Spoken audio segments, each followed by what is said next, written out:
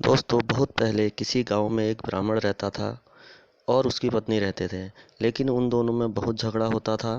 ब्राह्मण जो है बहुत विद्वान था। उस देश का राजा जो है संतानहीन था।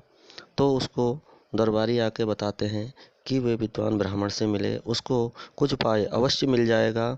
तब राजा जो है स्वयं ब्राह्मण के घर जाता है। वहाँ जाकर के ब्राह्मण की पत्नी द्वारा ब्राह्मण का तिरस्कार देखकर सोचता है, जिसकी पत्नी उसका आदर नहीं करती तो कोई और क्या करेगा।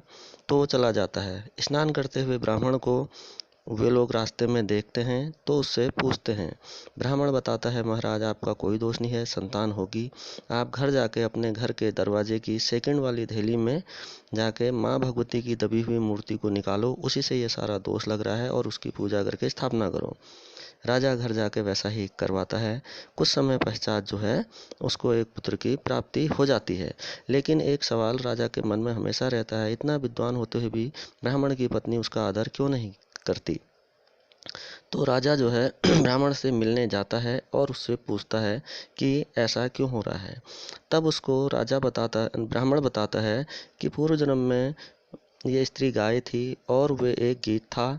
जब ये गाय मरणासन अवस्था में थी तब मैंने इसकी मृत्यु का इंतजार किए बिना ही इसकी आंख निकाल के मैं खा गया, इसीलिए ये मेरे को फूटी आंख भी नहीं देखना चाहती। तो कर्मों का फल जो है इसी संसार में मिल जाता है।